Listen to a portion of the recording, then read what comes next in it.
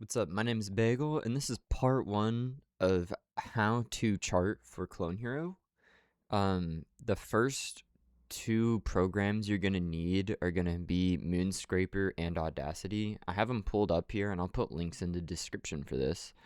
Um, but you just go to GitHub and you click on MoonScraper. You can literally just Google MoonScraper, and then you get to GitHub, and then you just download MoonScraper installer Windows 64 if you have a Windows system or Linux right here. You literally just download those and then open it up and run it.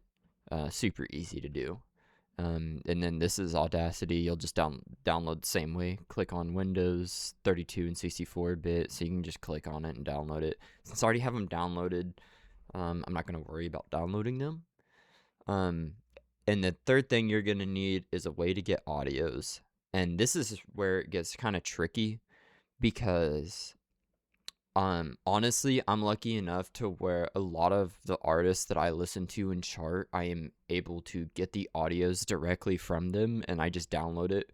So like with Chet Porter, I literally just DM'd him and asked him if he could just send me his album, like a download for his album, and he just sent it to me, and I was able to chart the whole album. And that's in my opinion the best way because that's also gonna always be the highest quality. Um, I have two other ways that I get audios, um, but for obvious reasons, I don't want to get some things taken down and whatnot, just in case. So, you guys are kind of gonna have to figure out the best way to get high quality audios.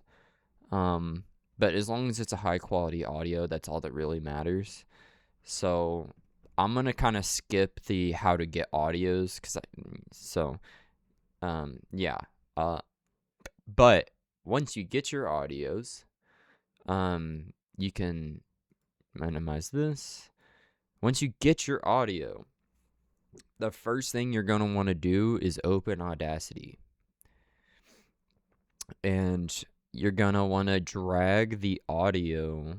I have a file that has all my audios right here, and you're gonna want to drag the audio. I'll just use this one for example.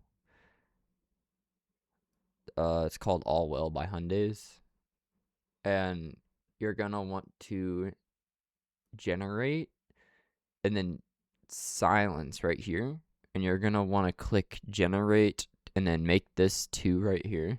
You're gonna want to make this 2 seconds, and you're gonna want to generate 2 seconds of silence, and this happens for every single audio that you ever do. You want to do 2 seconds of silence because if you don't, it will straight up jump scare the player in the game. Like, the second you'll load into the song, it'll immediately start playing, and you want to give players ready like a little bit of time to actually get ready to play the song. This is why every song takes like a couple seconds to actually start, because the standard is 2 seconds. So if you just do this for every audio and put it on Audacity and create 2 seconds of silence, you're good. That's like step number 1 in this, pretty much. So I've already done it to this audio. That's why there's a gap right here, this 2 seconds. And then you'll want to go to export audio right here up from top left file. You'll want to obviously have the correct file name. Mine automatically titles it just from the downloads. And you'll have to have a folder where you're going to want every one of your audios to go. So the same folder that I use for audios are also the same ones when I save a chart, it also goes to that same file. So I just have all my audios and charts in the same file. And then you'll want to have this format as an Opus file because it's the same quality as a FLAC, which is considered the highest quality. But it's a little bit smaller in file size, so it just saves space and keeps high quality, and you'll just export it to your folder. And then I never save the project. You can if you want. I never do, so I just click no on that, and then you'll have the audio here in your file.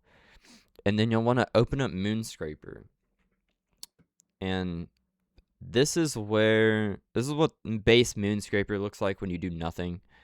just straight up, like you have this drag bar on the right. You can just drag and whatever. You can hold or Alt and like say you can put like a section here and here. You can just hold Alt, and you can also like just scroll, and it'll go ahead and you can just scroll in between sections. But the first thing you're gonna want to do when you open up MoonScraper is gonna be, let me get the arrows ready. So drag bar on the right. Where's the settings at?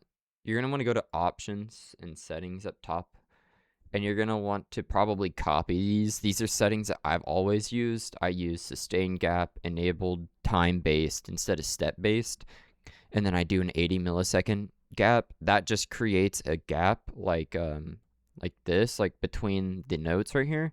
That creates this gap. It just looks clean overall. And you really don't want the note, like the sustain right here, to be touching that next note. It looks so much better whenever it's like that. So here's all of my settings. Feel free to pause. Audio, I only touch master and music volume. I don't touch anything else because my audios are always just under music. I don't have separate audios for just guitar, just bass, just rhythm, just keys, and all that. Graphics, I just left it at bass 8 times. Doesn't really matter. And then I have step snapping enabled. Yeah, that's it for those settings. I think that's really all the major settings, actually. There's an audio setting calibration. My calibration right here is 0, and then sound effects offset 30. I've actually never used I think this is default. If it's not, then this is what I use. Here's all the tools you're gonna need. So top left, this is how you change the steps of each notes right here. You can just click the up and down arrow, and it goes all the way up to 768. Clap is just when you place a note like this and you turn it on, it makes a strum noise. Hyperspeed, I leave this maxed out because it makes the notes too squished, and it's way easier to be accurate with your note placements if it's maxed out. Speed you can mess around with if you need to hear a section better. I typically, like, I'll go between 190. If it's a really, really hard section, I'll slow it down a lot more. But for the most part, like, I don't touch speed that often. And then highway length, I always leave max just for obvious reasons. It's easier to just, see more notes.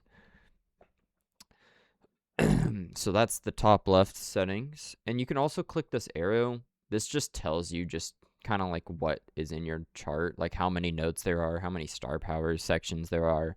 Local events is like solo sections, I think. Star power. Oh, maybe it's lyrics. I'm not exactly sure how many BPMs there are, how many time signature changes there are, That's literally just an information screen.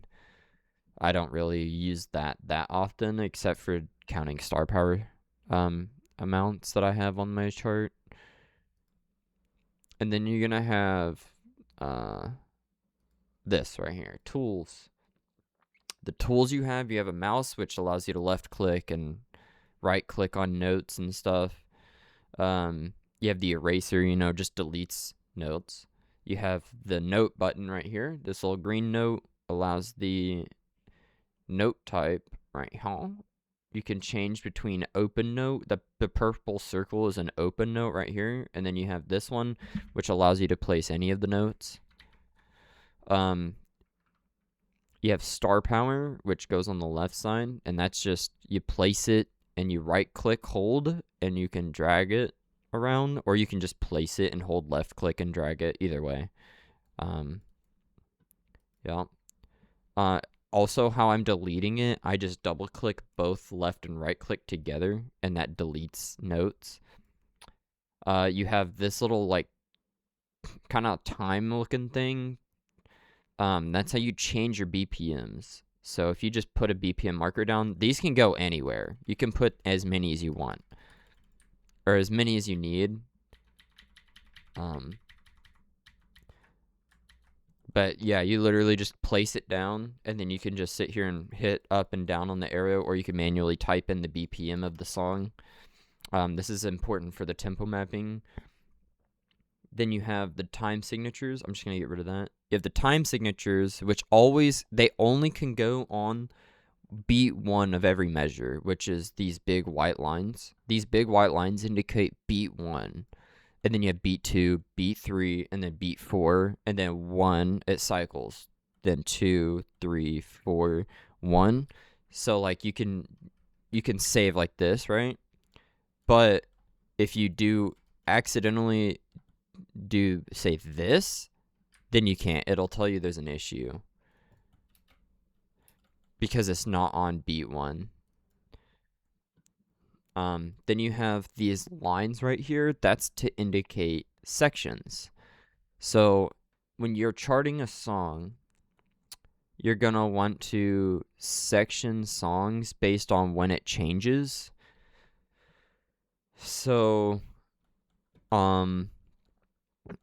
it's just like you'll know when a chorus comes up in a song. You'll put a section right as it starts, and you'll just be able to set it down, and you can just type in, whatever the section you want. That's it. And then it puts a line in the right side right here to indicate that it's there, and you can actually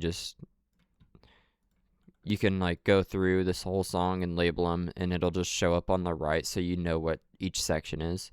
Then you have this little flag.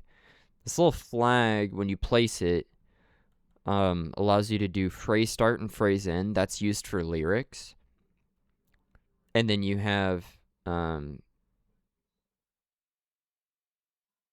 solo markers that when you go to this view and you click the flag right here, click default, and then you can click solo to start the solo, and then place another one to click solo end, and that'll make a whole solo section for you. The rest I don't use personally on most. I don't really know what a lot of the other stuff is on here, but that's how you do a solo section. That's pretty easy. You click this little globe, and it makes you go to this view. But lyrics is just phrase start, then you put your lyrics in between, and then phrase end, which is super easy. They're just kind of time consuming. So that's it for all the tools over here on the left. What else is there? You have instruments right here if you want to do full difficulty. You have guitar, co-op, all of the GH Live. Like you can chart 6 fret if you want. And then you have the difficulties right here: hard, medium, easy. Your important tools are going to be using M and N. M is for tempo, like a metronome. N is for clap. And yeah, I think this is a good part 1 just to kind of get you used to MoonScraper and how to use it. Part 2 is going to be actual tempo mapping and putting the song audio in there, getting all the song properties and stuff done, and all that. So part 2 is going to be pretty long, and I'm thinking I'm going to leave it unedited, just so that way you can see like exactly all the process, just because I also don't really know how to edit. So yeah, that was part 1, and I'll see you in the next part.